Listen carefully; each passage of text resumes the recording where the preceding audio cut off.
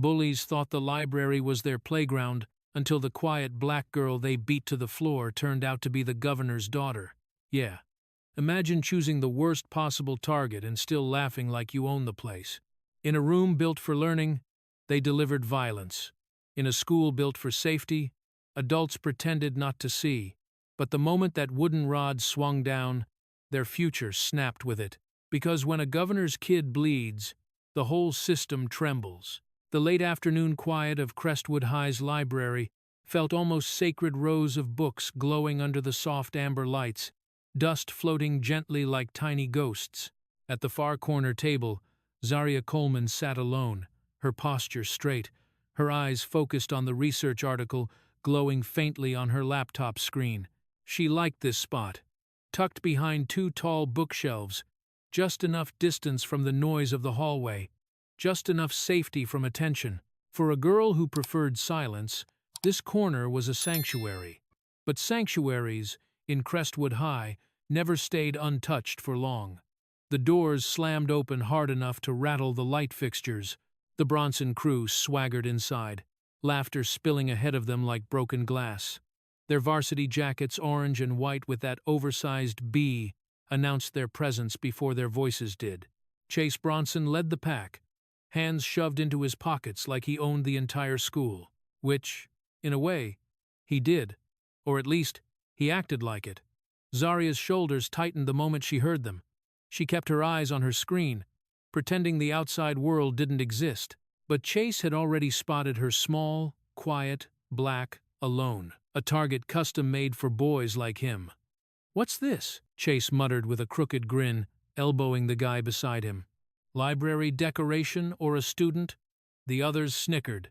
Their footsteps thudded closer. Zaria didn't look up, not because she didn't want to, but because she already knew what would happen if she did. Silence was her shield. It always had been.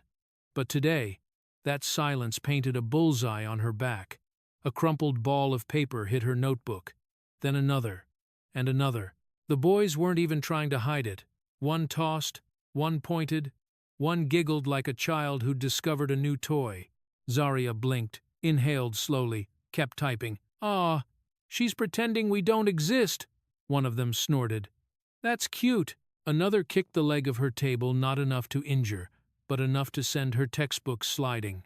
Her laptop trembled. Zaria hurriedly grabbed it before it fell. Chase leaned closer, casting a shadow across her keyboard. "You're new, right?" he said, voice dripping with mock curiosity. "New and already annoying." Zaria swallowed her fear. Her voice came out soft, almost fragile. "Please, can you not do that?" That tiny sentence was all the oxygen they needed to ignite. "Did she just tell us what to do? She talks like a mouse, do you hear that? Who told you you're allowed to speak?" Their laughter grew meaner, sharper, echoing between the bookshelves. The librarian glanced up from her desk, but when she recognized the orange jackets, she lowered her gaze again, pretending to be busy. Her silence was approval disguised as indifference. Chase reached out and flicked one of Zaria's braids. "Quiet girls are the worst," he said. "You're quiet in this creepy way, like you're judging people without saying anything. You know how that looks?" He leaned closer, lips curling. "Like you need someone to fix that attitude. You stay quiet in a way that pisses me off, so let's adjust you a little." Zaria's pulse hammered in her throat. She could feel the humiliation tightening around her like invisible hands. She didn't move, didn't breathe. If she reacted, it would get worse. If she didn't, it would still get worse. Then Chase's phone buzzed. He glanced down. A single message glowed. "Don't touch that girl." For a split second, confusion flickered across his face. Then slowly, deliberately, he smiled. He deleted the message with one swipe, pocketed his phone, and looked back at Zaria with a hungry kind of anticipation. This wasn't a warning to him. It was fuel. And Zaria had no idea that this quiet afternoon, this fragile peace, was only the opening crack of the nightmare that was about to consume her life. The library should have been loud with the sound of turning pages or whispered study groups, but instead, it fell into a strange, chilling silence as the Bronson crew tightened around Zaria. Chase jerked his chin toward the far hallway. a narrow passage between bookshelves leading into a dimmer, camera-free zone. "Move!" he ordered quietly, almost too quietly, like a threat dressed as a suggestion. Zarya froze. His friends smirked. One of them tapped her chair. "You heard him. Go on. We need privacy. Privacy." The word made her stomach twist. Zarya rose slowly, hugging her books to her chest. Each step backward felt like she was walking deeper into a tunnel with no air, no escape. Their bodies closed in around her, forming a loose cage that grew smaller with every movement. A few students nearby looked up from their study tables, their expressions uneasy, but their eyes darted away the moment they recognized the jackets. Silence could be louder than screams. When Zarya reached the shadowy corridor behind the tall shelves, Chase finally stopped walking. His friends fanned out behind him like a wall of orange and white intimidation. The library felt miles away now. "So," Chase said, as if beginning a casual interview, "tell us something. Why do you walk around like you're better than everyone? Because you're new? Because you're, what, some charity case they let into Crestwood?" One of the boys snorted. "Maybe she thinks the uniform makes her fit in." "It's adorable, really." Their eyes raked over her blazer, her skirt, her worn backpack, not expensive enough, not polished enough. A target rich with their own fantasies of superiority. Zarya clasped her hands together, pressing her nails into her palms until it hurt. "I'm just trying to go to class," she whispered. "Oh, she talks again," Chase said mockingly. "And listen to that. So soft. So delicate. You always talk like that, or is it because you're scared?" A few feet away, a boy with a phone lifted it discreetly, turning on an anonymous livestream app. A red light blinked. "Dude, this is gold," he murmured. "People are already watching." Zarya heard that, and something icy crawled along her spine. Chase stepped closer, twirling a pen between his fingers. He tilted her chin up with the end of it, not hard, just enough to show control, enough to humiliate. "You don't belong here," he said, voice dropping into something darker. "Crestwood isn't for people like you. This school has standards." The implication hung in the air, heavy, poisoned. Zarya's breath trembled, but she didn't look away. Her silence wasn't pride, it was survival. Chase tapped the pen lightly against her forehead. Tap, tap, tap. Each touch was a reminder of who had power and who didn't.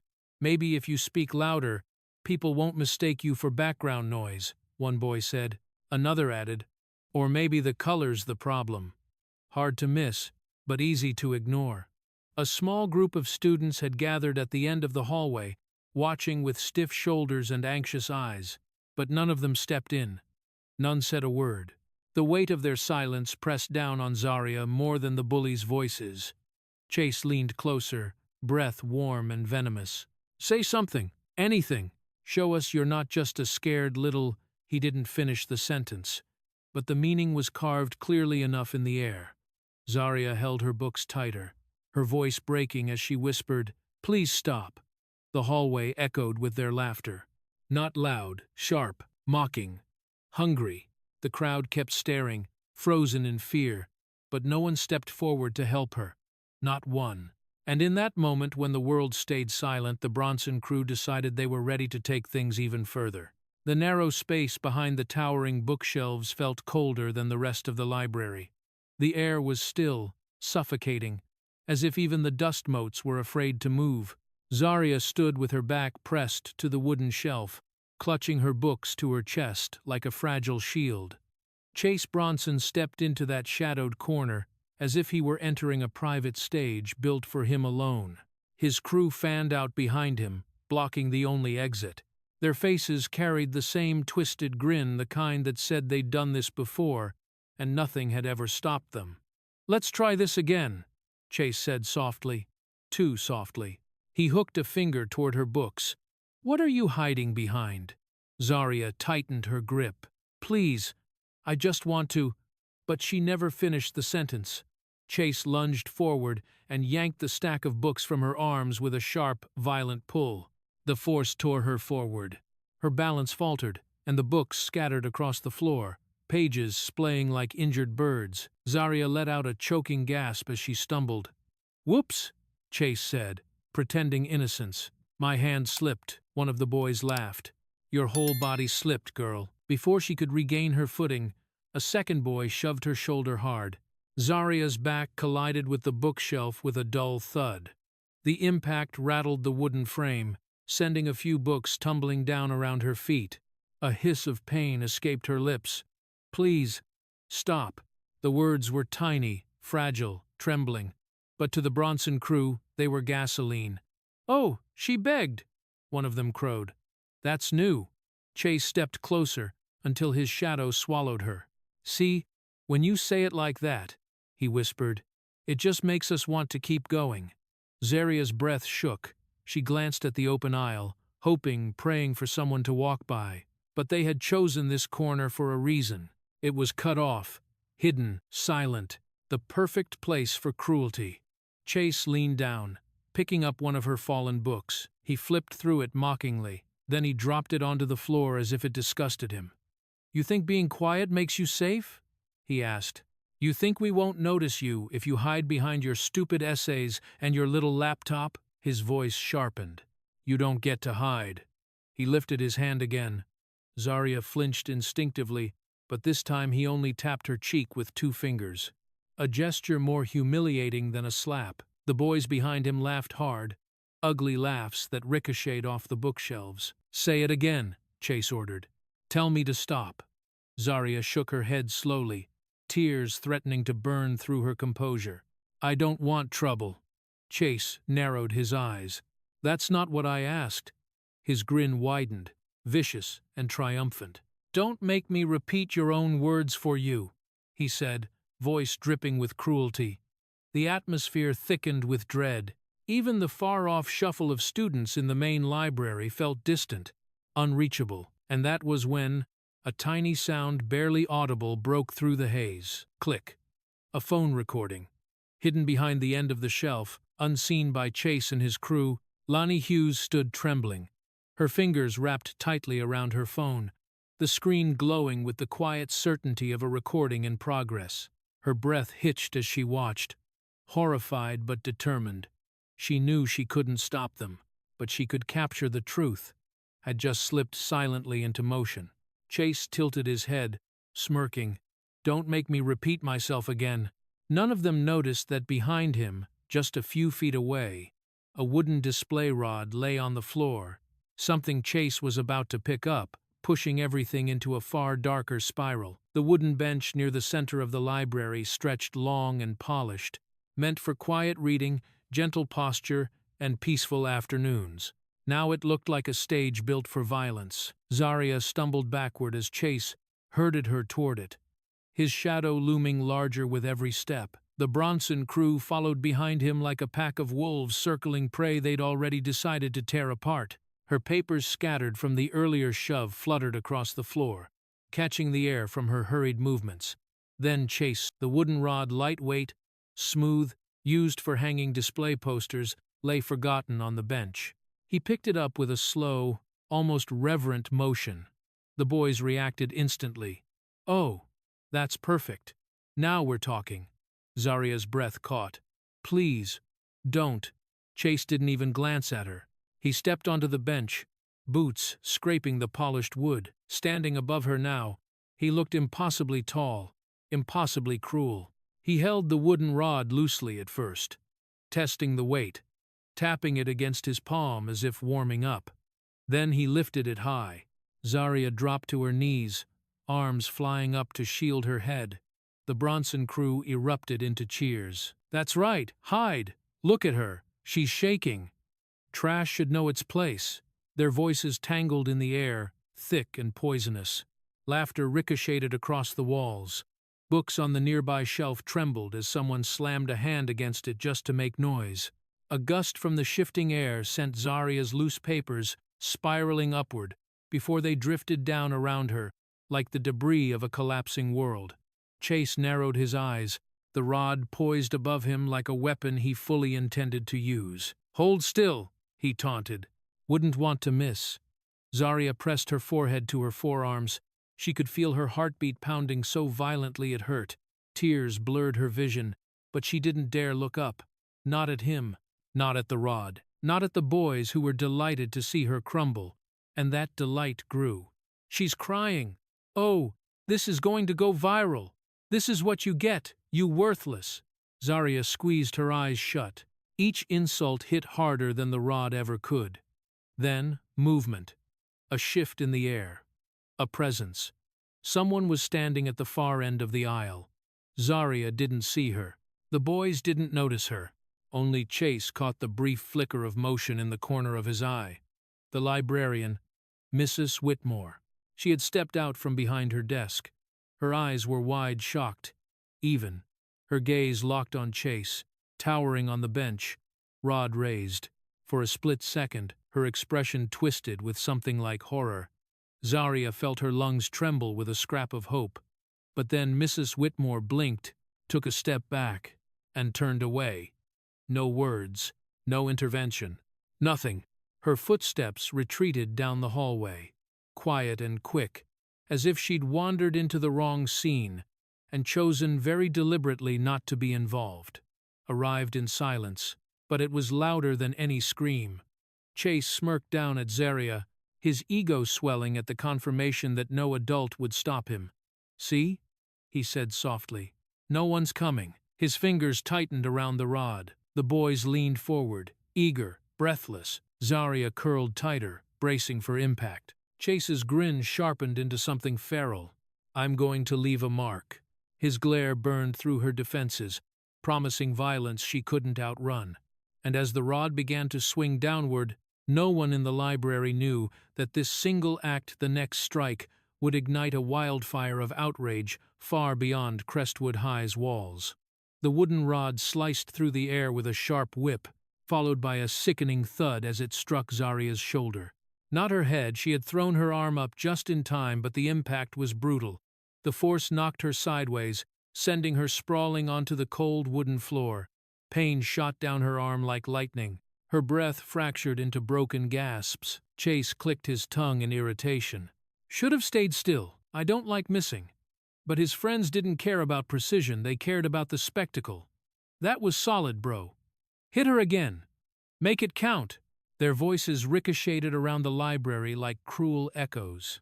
A few students turned toward the commotion, but the Bronson crew's presence was a brick wall. No one dared get close. Zarya tried to push herself up, but a boot came down on one of her fallen notebooks, grinding it into the floor. The pages tore under the pressure. Another boy stomped deliberately on her scattered assignments, shredding the papers she had spent hours preparing. "Oops," he sneered. "Looks like your homework's not turning in on time." Another grabbed her backpack and dumped it out, shaking it like a trash bag. Pens flew, papers scattered. Everything she owned landed in a chaotic mess around her. And then fingers tangled in her braids, harsh, ripping, yanking her head backward. Zarya let out a small, involuntary cry, but her cry drowned instantly beneath their laughter. "Look at her face. Someone get this on camera. Yeah, zoom in, this is perfect." The boy with the phone crouched low, shoving the camera close to Zarya's tear-streaked cheeks. Her terrified expression filled the screen. Every tremble, every flinch recorded in humiliating clarity. "What you crying for?" he mocked. "We're just having fun." Zarya squeezed her eyes shut, trying to block out the world, the voices, the hands pulling at her hair, the laughter digging beneath her skin. Her shoulders screamed with pain from the strike. Her knees throbbed from hitting the floor. Her breath came in trembling shards. She whispered, barely audible, "Please, please stop." But to them, mercy was entertainment.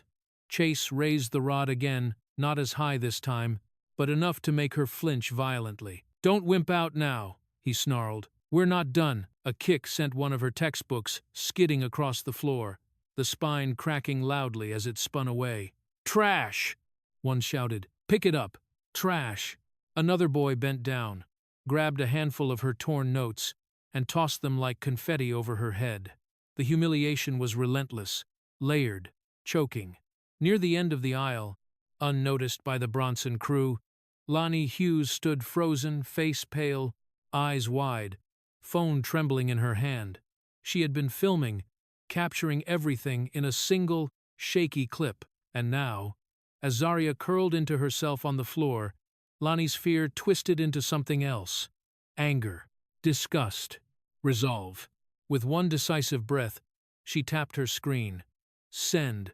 The recording shot into the school group chat, a place where gossip spread faster than wildfire, where secrets had no place to hide.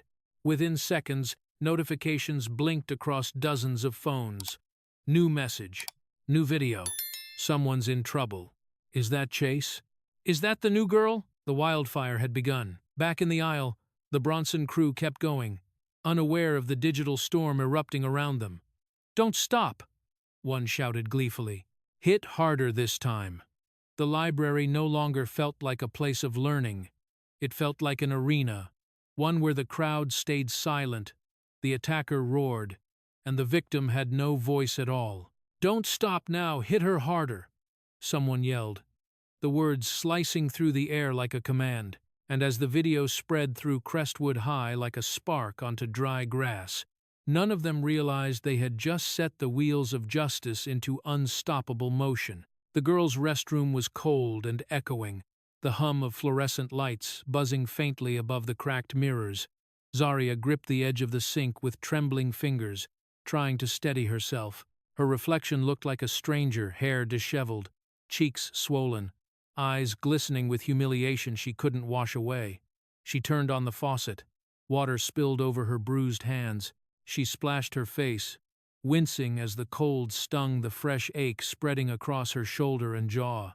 Her breath hitched when her fingers brushed the rising bruise beneath her eye, a dark bloom of violence she had tried to outrun but now had to face. Her body shook, not just from pain, from the weight of knowing she had been powerless. The door creaked open. Zarya flinched instinctively, her shoulders snapping up. But it wasn't Chase.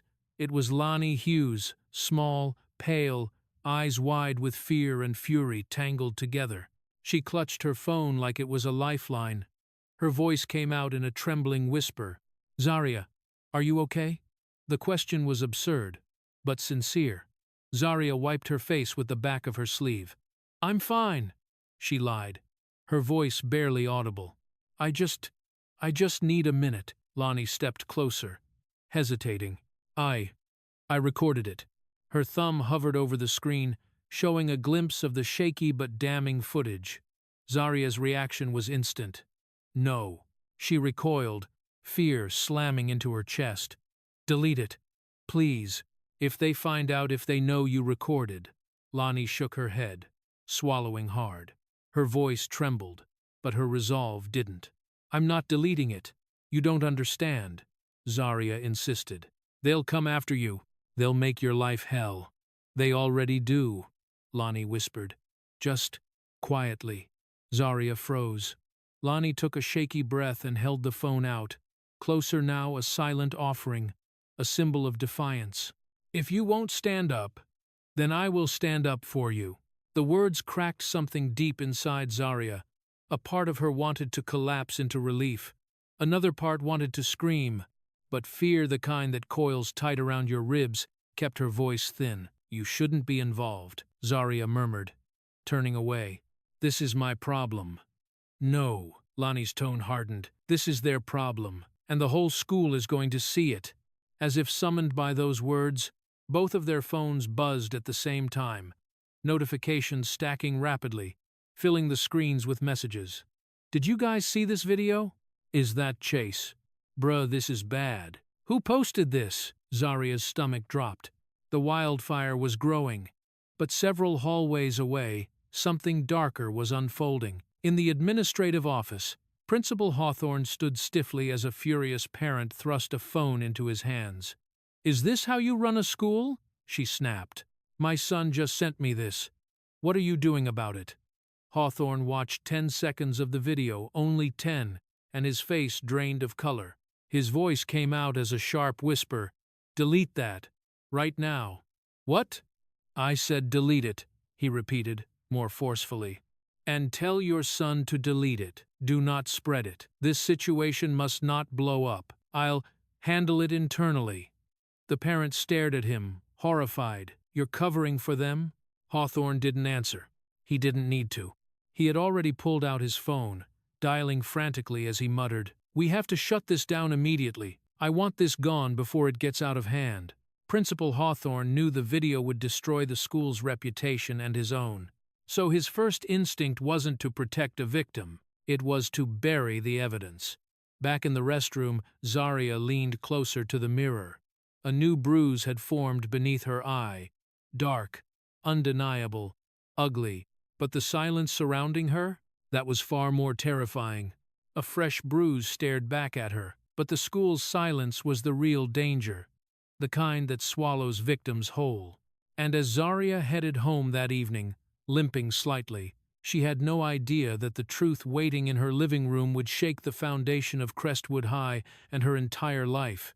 The Coleman residence didn't just look like authority, it radiated it. Tall stone pillars framed the doorway, warm lights glowed from high windows, and the manicured lawn lay as flawless as a courtroom floor. To most people in the state, the house was a symbol of leadership.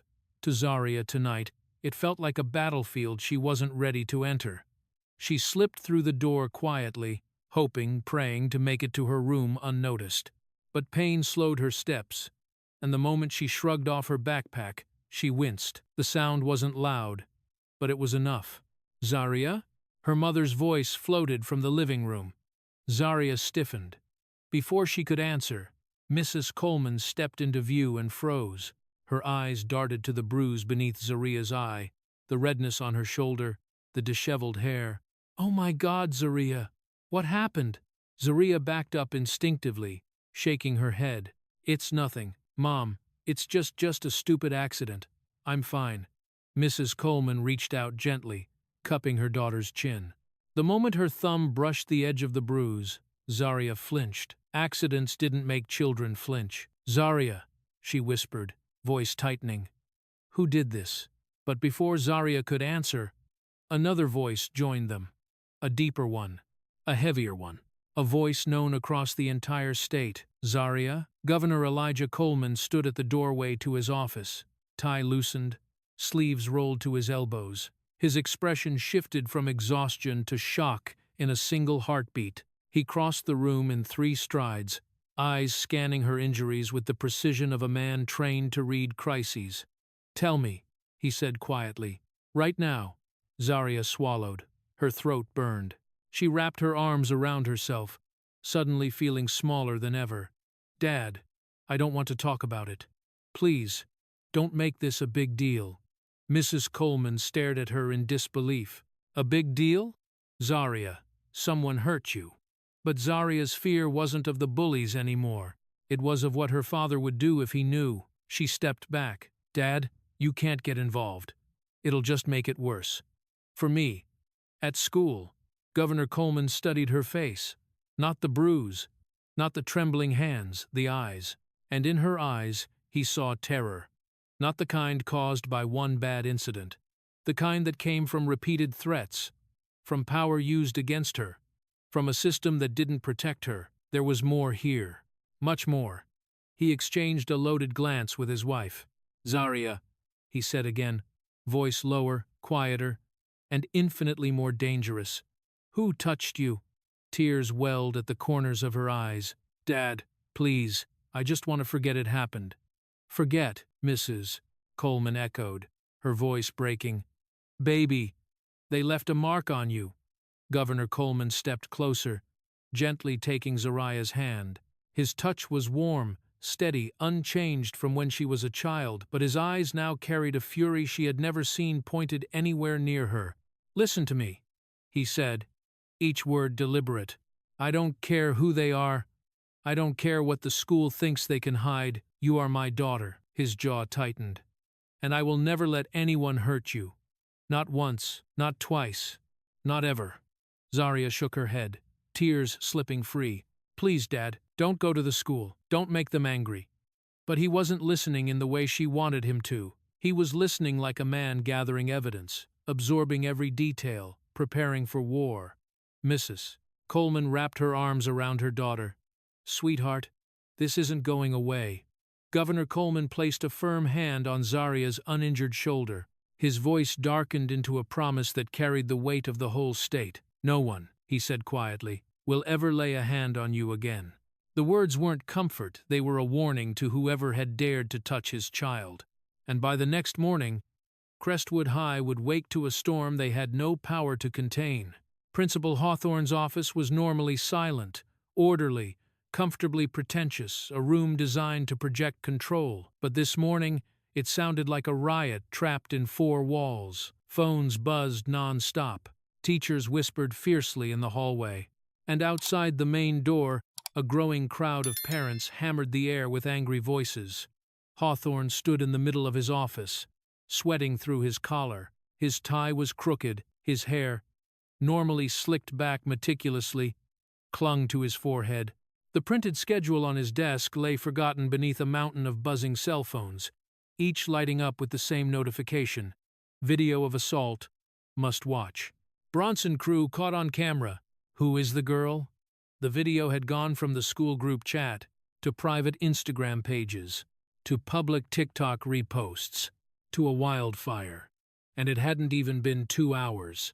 A sharp knock rattled the office door. Before Hawthorne could answer, Mrs. Penley, an English teacher known for her calm demeanor, stormed inside. Her calm was gone now, replaced by a rage barely contained. "Principal Hawthorne," she said, waving her phone. "Is this real? Did this happen in our school?" Hawthorne let out a strained breath. "The situation is being handled." "Handled?" she snapped. "That girl was beaten, in the library, and your staff did nothing." Hawthorne raised both hands defensively. "We don't know the whole context." "There is no context for this," she shouted. "If you cover this up, I will resign, today, and I will tell the board exactly why." Hawthorne's throat tightened. He turned away under the weight of her glare. Another voice pierced the office. "You'd better explain yourself." Two furious parents shoved their way inside. Phones raised, screens still showing the paused video of Zaria curled on the floor as Chase lifted the rod above her. One mother pointed her finger inches from Hawthorne's chest. "My son sent me this. Why did I see it online before hearing anything from the school?" A father added, "Is this how Crestwood protects its children, by hiding behind delinquents with rich parents?" I assure you, we're investigating," Hawthorne stammered. "You're lying," the mother spat. "You're protecting those boys." He had no answer, because that was exactly what he had planned to do. His mind was a storm of fear, not for Zaria, not for justice, but for his career. If this scandal reached the Department of Education, the press, the governor, his blood turned cold. "Everyone please," he said, voice cracking. "If we stay calm." Outside the door, a secretary burst in without knocking. "Sir, more parents are arriving. Parking lot is full, and Channel 9 News just called." Hawthorne staggered back, grabbing the edge of his desk. This was spiraling far beyond what he could contain. One teacher, arms crossed and eyes hard, said quietly, "You can't hide this anymore." He wanted to scream at them, tell them to leave, tell them to shut up, but his voice refused to cooperate. Then a young science teacher stepped forward, face pale. "Sir, the students are saying the victim is a new girl. Do we know her name?" Hawthorne's jaw clenched. He did know, and the name had terrified him since last night. Before he could respond, a parent shouted, "Who is she? Where is she now? Why haven't you called her family?" Hawthorne slammed both hands onto his desk, unable to contain his panic anymore. "You don't understand. We cannot let the governor find out about this." The room fell silent. "Mrs. Penley whispered, horrified, "The governor? What does he have to do with Tange?" But she stopped herself. The realization spread across her face like a shadow. The girl on the floor, the quiet new student, the one who never caused trouble, the one they were all too afraid to help, Zaria Coleman. Hawthorne's voice trembled as he repeated the words that doomed him. "We cannot let the governor know." But what the terrified principal didn't realize was that the one thing he feared most had already happened. Crestwood High had never felt so small. The main lobby, usually loud with morning chatter, was suffocatingly silent as the massive glass doors slid open and Governor Elijah Coleman stepped inside. He didn't bring an entourage, he didn't bring cameras, he didn't bring the polished smile he used for televised speeches. He brought something far more dangerous: purpose. His presence alone shifted the atmosphere. Students froze mid-step, teachers straightened without realizing it. Conversations died mid-sentence. The air thickened with a tension that felt electric. And then the phones came out. One student whispered, "No way, that's actually the governor." Another whispered back, "Why is he here? Did something happen?" Live streams popped open like wildfire. In seconds, hundreds of eyes were watching both inside the building and across social media. Governor Coleman didn't seem to care. He walked with quiet, controlled anger, his eyes scanning the lobby as though searching for the pulse of the place. And when he found Principal Hawthorne rushing toward him, sweaty and pale, he didn't bother hiding his disdain. "Governor Coleman," Hawthorne stammered. This is unexpected, sir. If I had known you were coming, we would have prepared." "You should have prepared," Coleman said calmly, "long before today." Hawthorne's mouth opened, but no sound followed. His face had the hollow look of a man who had just realized all his exits were sealed shut. Students watching from the stairs whispered anxiously, "Is this about the video?" "It has to be." "Oh my God." "He looks furious." Coleman adjusted his cuff, not breaking eye contact. "I'd like to speak with the boys involved." Hawthorne swallowed. "Hard. Yes, of course. I've already asked the Bronson boys to come to my office." His voice dropped to a squeak. "They're on their way." But "on their way" was generous, because the Bronson crew was already standing near the back of the lobby, shoved forward by teachers who had no patience for their swagger today. The boys wore identical expressions, cocky, unfazed, confident that they would escape consequences as they had so many times before. Chase Bronson stepped ahead, hands in his pockets, jaw tilted upward. He smirked. "Sir," he said, as though greeting a guest at his family's charity gala, "if this is about the girl from yesterday, it's all a misunderstanding. We were just messing around." Behind him, his friends snickered, some nudging each other. "He doesn't know. He's got no idea. We're fine. We always are." Governor Coleman's expression didn't change, but something in the air did. He stepped closer, the weight of the entire lobby pressing into a still, breathless silence.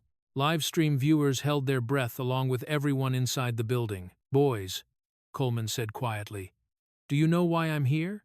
Chase shrugged, entirely too confident. "People exaggerate everything these days. You shouldn't waste your time. She's just some random girl who—" That was when Governor Coleman's gaze sharpened, cold, piercing, lethal. He took one step closer, so close that Chase finally lost a fraction of his arrogance. "Random girl?" Coleman repeated, voice low.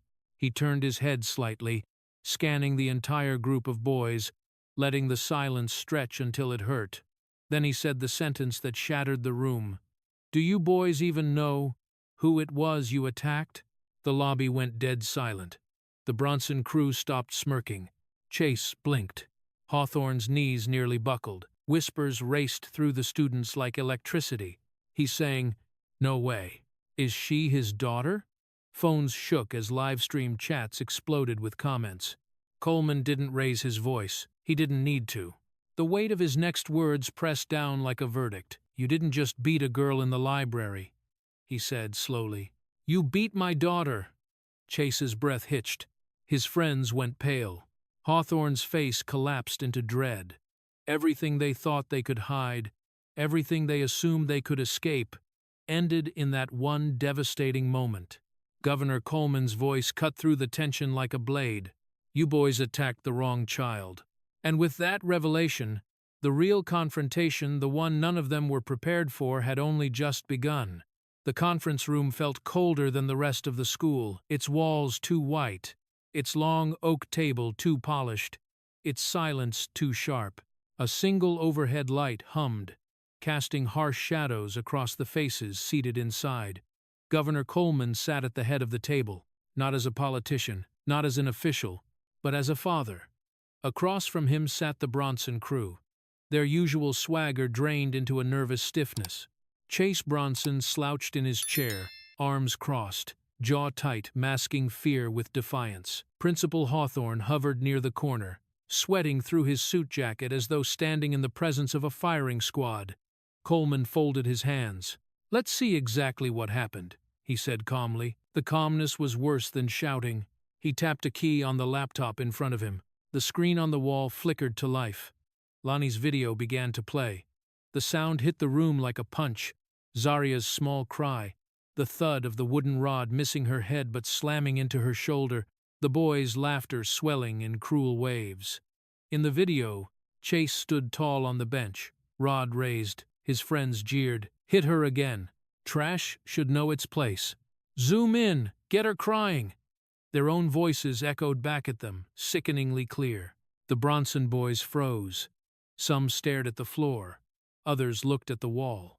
Chase watched with clenched teeth, trying to maintain his composure, but the screen betrayed him. Every smirk, every insult, every violent movement was immortalized. And then came the worst part, Zaria on her knees, shielding her head, pages of her schoolwork drifting down around her like ruined feathers. Hawthorne turned away, unable to watch. Coleman did not move. When the video ended, the silence was suffocating. Chase exhaled sharply. "Look! She's exaggerating. We didn't even hit her that hard. She made it seem Coleman cut him off." "She made it seem?" Chase hesitated, then doubled down. "Yeah. She's dramatic. She probably bruised herself or something. We were just messing. Everyone knows she's weird." And one of the boys whispered urgently, "Chase, stop talking." But Chase pushed forward, desperation twisting his words. "She asked for it. She kept ignoring us. Who does that?" And she mouthed off, "Enough." Just." Coleman's voice cracked like a whip. Chase snapped his mouth shut. Coleman stood slowly. He reached for the remote, rewound the clip, and played the 5-second moment where Chase lifted the rod the highest, his face twisted with vicious enjoyment. "Does this look like just messing around?" Coleman asked quietly. No one answered. He turned to Hawthorne. "Does this look like a misunderstanding to you, Principal?" Hawthorne couldn't speak. Sweat beaded along his hairline. Then Coleman looked back at Chase. His voice dropped into something lethal, something no one in that room had ever heard from him publicly. "You boys didn't just beat a girl in the library." He leaned in, his presence overwhelming. "You beat my daughter." The room detonated emotionally, psychologically. A gasp escaped one of the boys. Another slumped back, face drained of blood. Even Hawthorne stumbled, gripping the back of a chair to steady himself.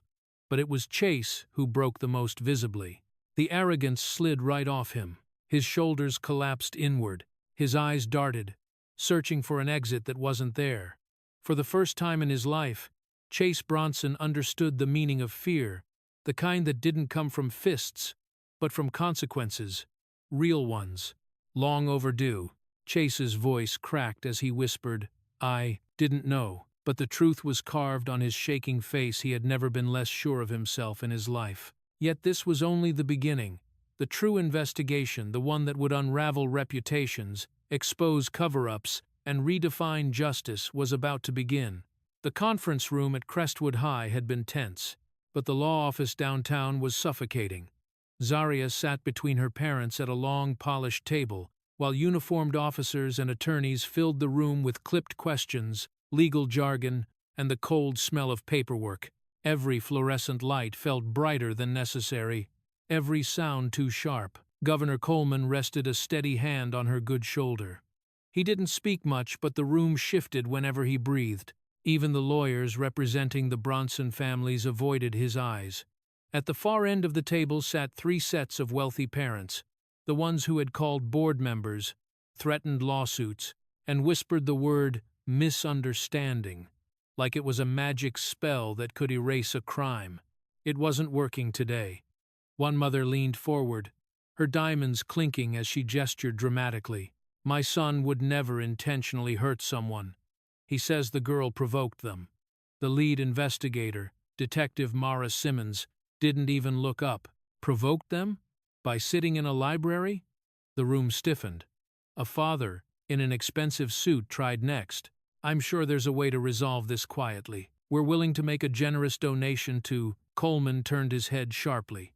"If you finish that sentence," he said quietly, "you will regret it." The man sank back into his chair, face flushing. Detective Simmons tapped her pen. "Let's get to the evidence." One by one, officers placed a line of confiscated phones on the table devices belonging to the Bronson crew. Some parents gasped. "You can't take his phone without a warrant. We'll sue this department. This is an overreach." The detective slid a document toward them. "Signed by a judge this morning." The room deflated. She gestured to her partner. "Open device 2. A laptop screen mirrored the phone's contents. Videos, photos, messages. Dozens of files labeled with names like Library LOL, Weakling Girl, Funny Hit, and timestamps matching the attack. One click, and the audio filled the room. Laughter. Insults. The dull crack of a wooden rod hitting flesh. A mother covered her mouth in horror.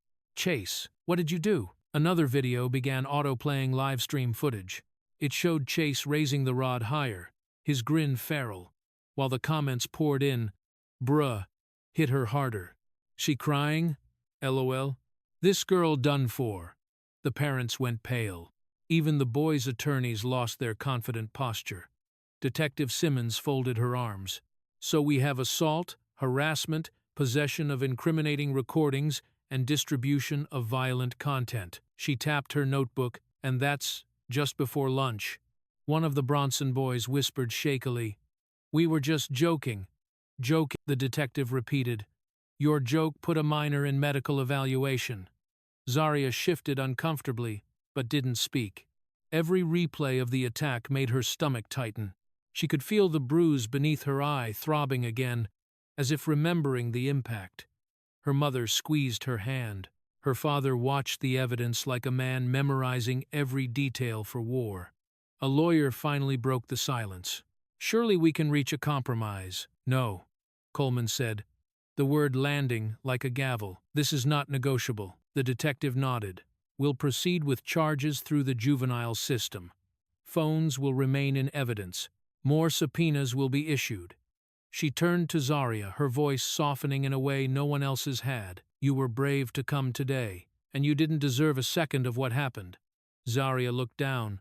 Her throat tightened. She didn't feel brave.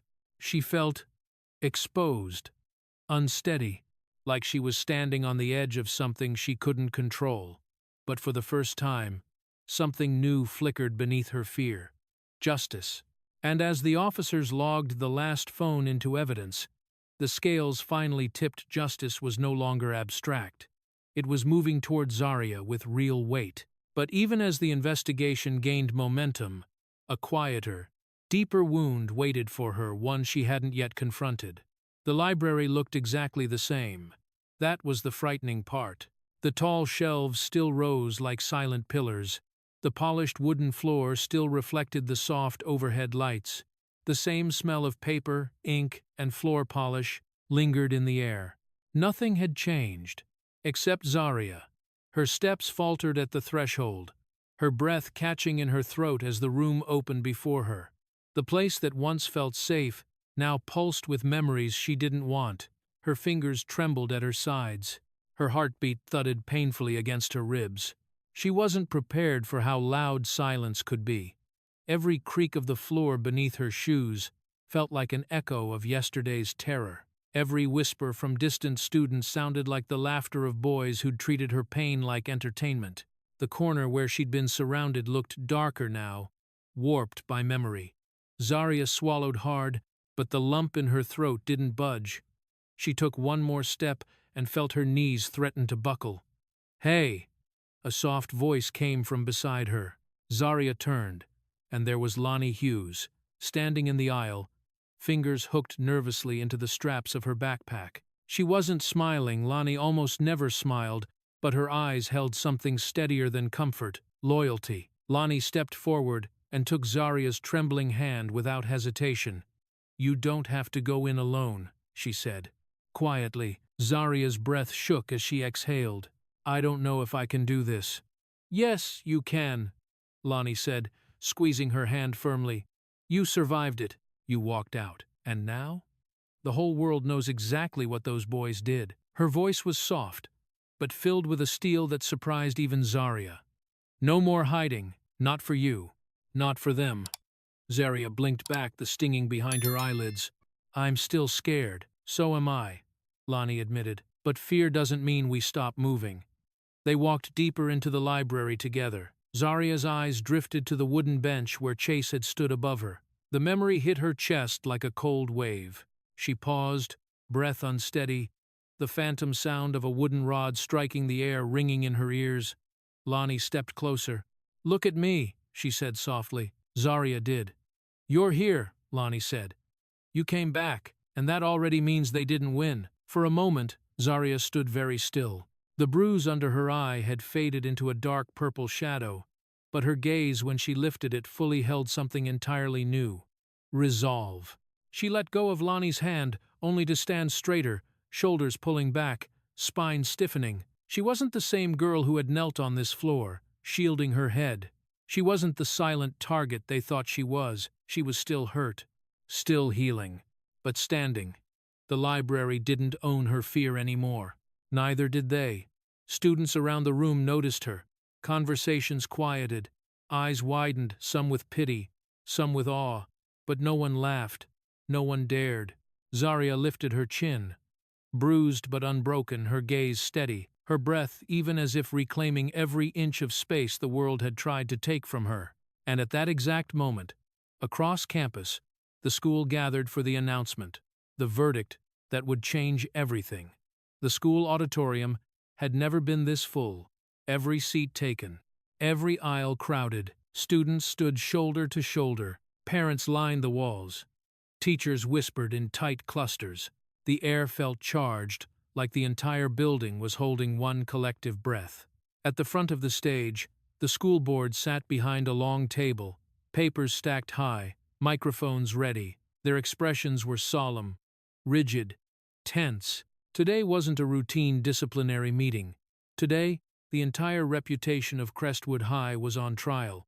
Principal Hawthorne stood off to the side, his tie crooked, face pale. He looked like a man awaiting sentencing. A hush fell over the room when the board chair tapped the microphone. We will now deliver the findings and decisions regarding the violent incident recorded in the school library. Whispers rippled through the audience. The chair continued, voice steady but unyielding. After reviewing the evidence provided by students, staff, law enforcement, and the Coleman family, the board has reached its conclusions. Students leaned forward, parents tensed. The Bronson crew sat in the front row, no jackets, no swagger, just trembling shoulders and bowed heads. Effective immediately, the chair announced, all 5 members of the Bronson crew involved in the assault will receive long-term suspension for violent misconduct, harassment, and distribution of harmful media. A few gasps, a few nods, a few stunned silences, but that was only the beginning. The chair shifted the papers, eyes sharpening, and for Chase Bronson, identified as the primary aggressor in the recorded attack, charges will be filed through the juvenile justice system. His actions meet the criteria for aggravated assault against a minor. The room erupted, some in outrage, others in relief, others in stunned disbelief. Chase's mother covered her face. His father swore under his breath. Chase looked as if the floor had fallen out beneath him. The board raised a hand, gradually restoring silence. There is one final matter, the chair said. His voice darkened. The board has reviewed the conduct of Principal Hawthorne during and after this incident.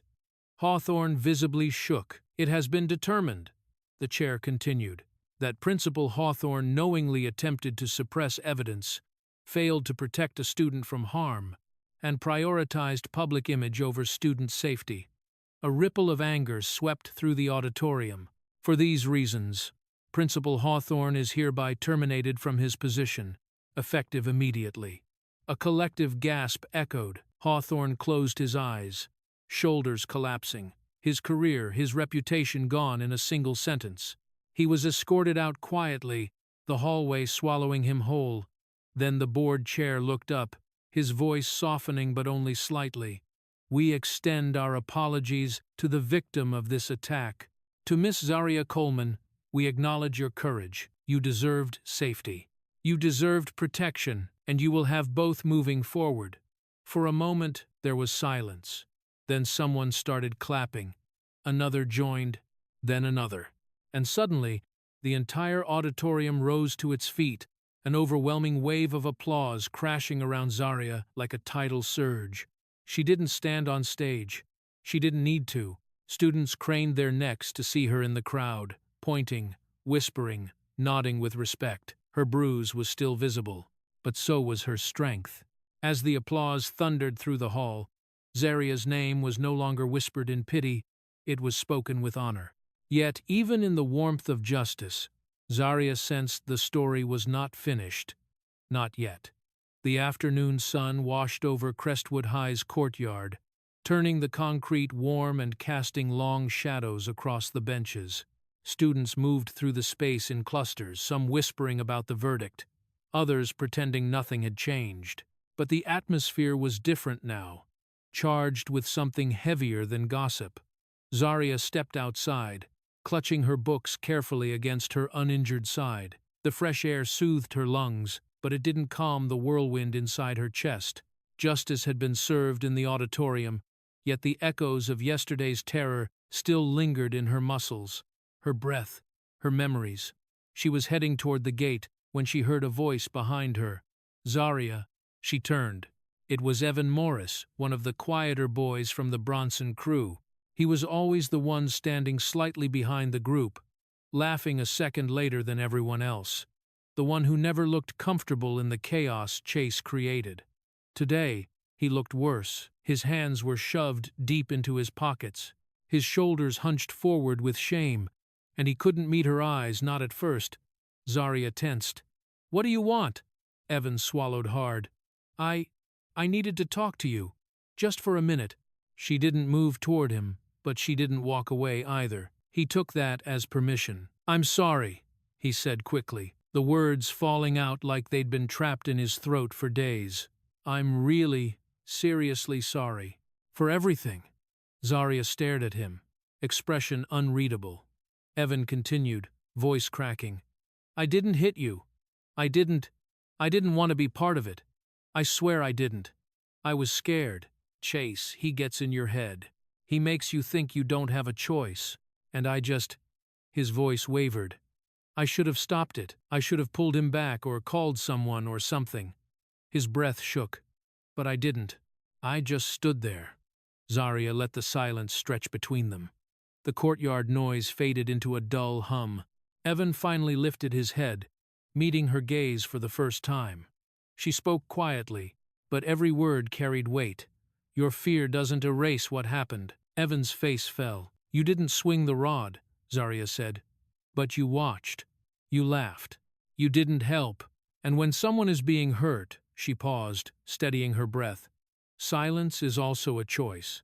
He opened his mouth to respond, but nothing came out. Zaria held his gaze, firm, but not cruel.